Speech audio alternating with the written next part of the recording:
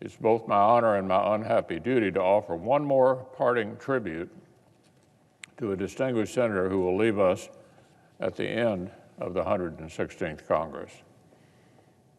My good friend, the senior senator from Kansas, Pat Roberts, is preparing to close out the longest congressional tenure the Sunflower State has ever seen. When Pat arrived in Washington as a freshman House member, he was a young man among giants: Byrd, Stevens, Dole. But over the past 4 decades, the name Roberts has come to define its own iconic brand of heartland statesmanship. Now, Pat is the first to admit he didn't establish that name all on his own. He inherited from another great Kansan. Charles Wesley Roberts was a Marine, a journalist, and a leader in Republican politics. So get ready to experience some deja vu, Mr. President, because at age 16, our future colleague got to attend the 1952 convention that nominated Kansas' own General Eisenhower. And that early taste of politics planted a seed. Pat earned his own Marine Corps commission. In fact, he served with the first contingent to return to Iwo Jima, where his father had fought 15 years earlier. Then he decided to ply another family trade. Like generations of Robert's men, including an abolitionist newspaperman 3 generations back, he took up journalism. Only then did Pat bring his talents here to Washington to Senator Frank Carlson's office. He impressed.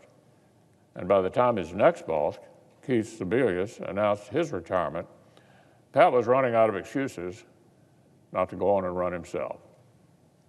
Campaigning in Kansas' Big First District required countless road trips across nearly half the state. But listening to neighbors, building relationships, and earning trust came naturally.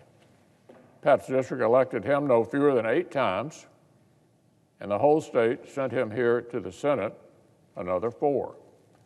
Before long, every small-town diner in western Kansas was filled with people who saw Pat not just as an elected official, but as a trusted friend. The way I hear it, you walk into a restaurant or coffee shop with Pat, and you budget about 15 minutes for conversation before you even make it to your table. Many of those conversations revolve around one particular line of work.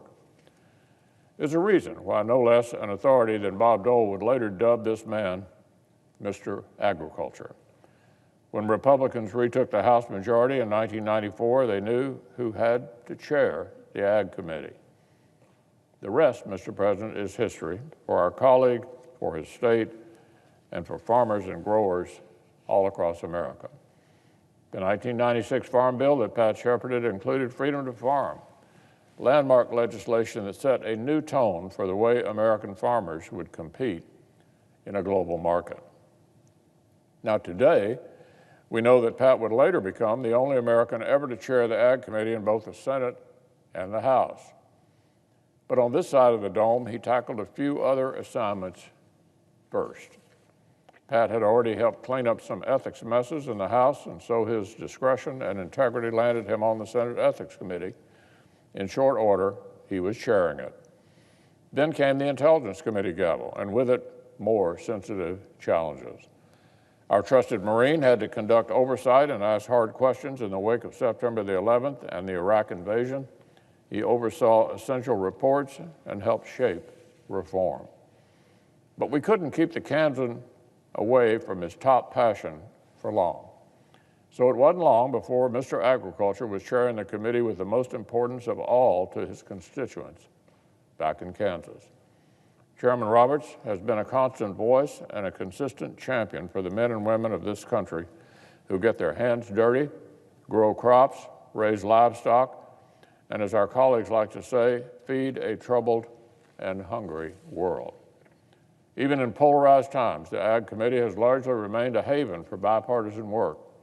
That's partly the nature of an issue set where divisions tend to be more regional than ideological. But it's also because of the skilled, thoughtful, and genial consensus builder we've had at the center of the dais. 2 years ago, because of the chairman, The Farm Bill conference report passed by an overwhelming margin of 87 to 13. 87 votes for a farm bill. By my count, that was the 8th farm bill our colleague had a hand in. It turns out experience actually matters. Or as our colleagues like to say, it takes a long time to do big things. A long time to do big things. That's true of multi-year farm bills. It's true of the advances Pat's pushed forward on geopolitical issues like food security. It's true of other important projects that our friend has taken under his wing, like his crusade to make certain that President Eisenhower received the monument he deserved here in Washington. This pandemic may have changed the unveiling ceremonies this year, but it's only fitting that Ike persevered. That's thanks to a quarter century of work from Pat Roberts. There's a reason the people of Kansas have rehired our colleague time after time. And it's not just for his entertaining wit, although I'll have more on that subject in just a moment. It's because when their senator sees a way to strengthen his home state or his country, he keeps at it until he gets it done. In short, Pat has spent decades making sure that it's not just places like Manhattan, New York, but also Manhattan, Kansas, that get the attention and support they deserve. In fact, thanks to Pat, Manhattan, Kansas is the home for our nation's historic new National Bio and Agro Defense Facility. He played the long game and spent years getting his state ready to make the pitch. This state-of-the-art research facility will come online at K-State, next to another important research facility that happens to be named Pat Roberts Hall. He looked out for Fort Riley and its essential missions. He's helped devastated communities like Greensburg rebuild after disaster. In every way imaginable, Kansas has had its champion. Pat's voice has been a powerful presence in these halls, but in rare moments when he hasn't been getting results, the voice has, of course, been making us laugh. Pat is one of the best-humored senators in a long time. Not funny, Mr. President, humorous. It's not just Pat's quick wit or his punchlines themselves that take the cake. The best part is just the unpretentious fearlessness with which he'll go after a good laugh in almost any situation. It's a daunting task to try to convey Pat's winsome humor as a third party. It's a package deal. The words, the voice, the expression all work together. But I'll share just one example. Several years back, Pat and I were both attending a formal dinner honoring Bob Dole and Howard Baker. Pat had been asked to offer some remarks in Bob's honor. Apparently, he decided a conventional toast would just simply not cut it. The fancy evening would need shaking up. Well, it so happened that Pat had recently attended Kennedy Center honors that honored Neil Diamond. So when Pat took the podium at that dinner with that famous tune, Sweet Caroline, stuck in his head, he wound up leading the audience in the world premiere sing-along of the new original song, Sweet Robert Dole, Bob, Bob, Bob. A little unusual? Sure, but somehow it was the perfect contribution. It literally, Mr. President, brought the house down. So, Mr. President, we have here a senior senator from a state that expects greatness from its representatives.